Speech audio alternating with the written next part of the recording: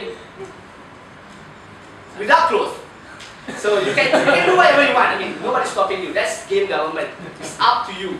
So you can do a game in 2 man. You can do with 10 artists, 1 programmer. I mean, games are made differently. So those are the dynamics that we have. And understanding that dynamics is difficult for MQA because they are inexperienced. So what on my part I'm trying to do is to help them to understand how it could work for the game industry. Because obviously having a standard like ACM and all that, probably not going to work. We don't even have a fixed tools. We use anything that we have, right? That's the way it works. I'm a lecturer myself, I'm not a lecturer. So, lecturer's competency. I mean, anybody here who graduated from a degree, you have probably 5 favorite lecturers and probably 5 that you hate. Right? So the 5 that you hate is the problem because they still teach you. And sometimes they do teach you a very important subject. Like for me, I used to take a course, I will not name the lecturer, I'll try. But what I have read then is actually a course called Data Structures and Algorithm. Okay, for those programmers out there, that's the single most important subject that you have as a game programmer. The most important subject, Data Structures and Algorithm. They can call it anything, but it's about data structures and algorithm. So, what happens that I dislike the lecturer? I have not hated him back then, but after the math, I hated him, and it caused my quality as a programmer drop down quite a bit, because I hate the most important subject that I need to know. So that's one of the scary things, especially when 10 courses are popping up in 3 years time. So that's the part that I'm very worried. Imagine 5 years from now, where you're going to hire graduates from game education, you'll be scratching your head when you pass them the test, the programming test, the art test and whatever, and you ask very simple questions, they go like, really? What? We actually had, my ex-boss, Hafiz, back then, I still remember that one of the interview candidate actually excused him or herself to toilet and never come back again. After being passed the test paper.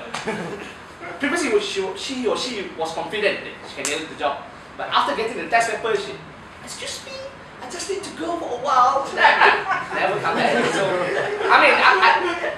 and you know that for HR, for companies, interview takes a lot of effort. You have to take your lead time off to interview the person themselves. So that's, you don't want to interview hundreds. So I hope this will get better. You're not going to tell that story everywhere, right? Yeah. Okay. So, okay, doesn't mean notes means good. I just take because it's a main. Okay, local game industry. This is the third part. I'm ending off soon. Okay, local game industry. Anybody who are in the local game industry, this is probably what you find out. We are fragmented and segmented community. Everybody does their own thing.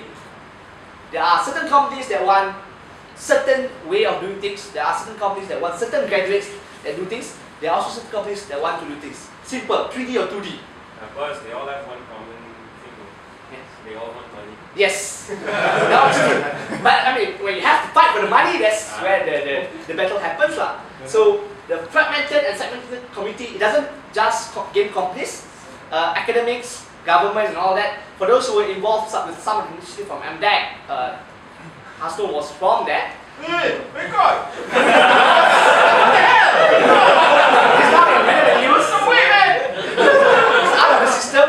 So, things that, look at this, this is a portion of game industry.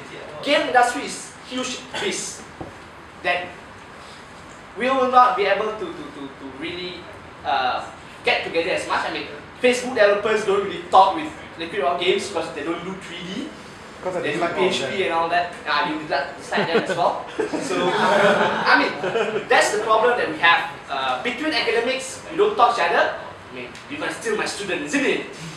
So that kind of prejudice and negative energy is all around. And I hope with IGDA and stuff like this, we can try to reduce it.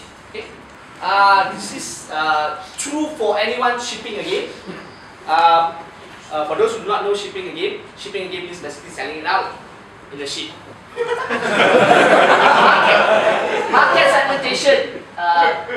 local versus international. There's this huge debate whether you should target local or target international. 5 years ago, I would say target international only. There's no way you can do locally. But recently there has been a change that there are some few local companies trying to survive the local market. But you have to be really careful when you know your audience.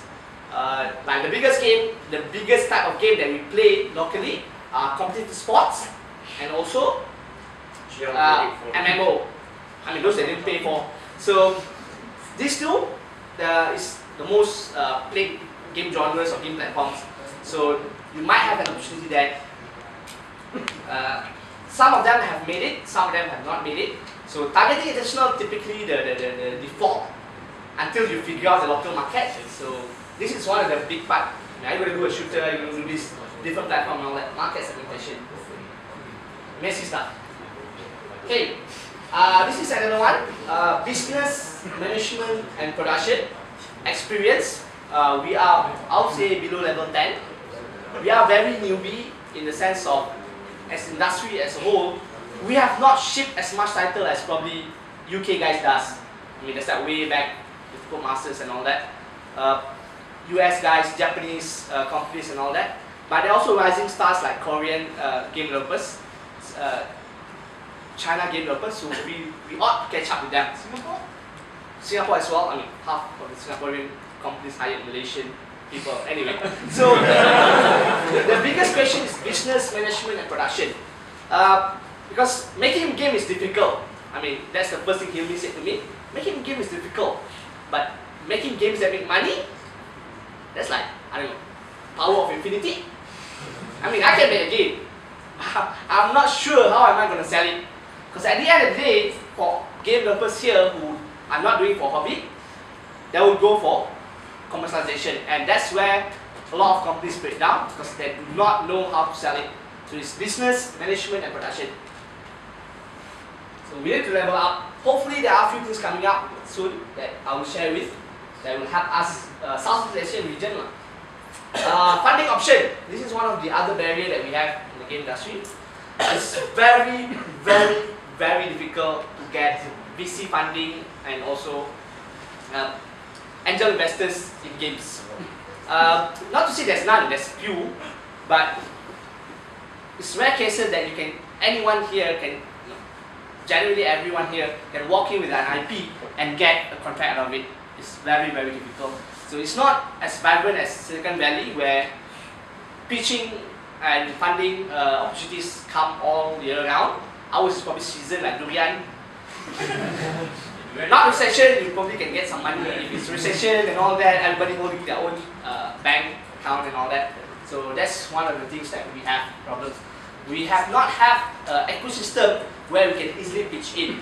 And partially the problem as well, talking about funding, you know, a lot of companies go for grants. And this is why I respect LRG. I actually talk to them a lot. And one of the strong things they mention is that they don't want to go for grant. One, because they can survive without the grant. Second is because getting grants and funding also limits your freedom. You have your milestone to hit, you have your whatnot to hit. Let's say you just fund up, like for example, for them, the engine before wasn't a deferred shading, right? And then they hit, oh shit, can't put more than 3 lights for one single vertex. They go like, okay. It took them almost 3 to 4 months, or was it 6 months? Half a year. Half a year to revamp the whole thing to make it deferred shading. And UDK just went deferred shading 2 months ago. I mean, that's how there was before as well. So they've gone to the deferred shading method, the rendering technique. And if you are in development with funding, I mean, there's no way you can go to the VC and say, excuse me, we have to change the engine and can you give us 6 months delay? Tambah duit. Yeah, and also put in more money. Okay, you probably get cut there and then. So that's the other problem. Oh, last but not least, abusive game deals, abuse contract and game deals or deals. Yeah, basically there's so many shady deals that been going around, grant-wise, fundings and all that. So a lot of companies, there's no transparency at all here. You don't know who get the money and who spend the money and for what. You don't know. You kind of hear the company gets a couple of millions, do something and all that. Yeah. So you heard a lot of that, and that's a very bad negative vibe for the whole community. We need to believe that we Malaysian or people in Malaysia can do it. We can do it here. There's a reason why you don't want to jump to Singapore and work there, even though the pay is 2.5 better. So that's one of the core things that I would like to work on, in the sense of I want the community, the people who are interested in game developments to be open for criticism. I mean, there will be haters around. I mean, so be it. So live on and trust your fundamentals and go on with whatever you're doing for your company. Okay? So why am I still doing game development? Friday. Because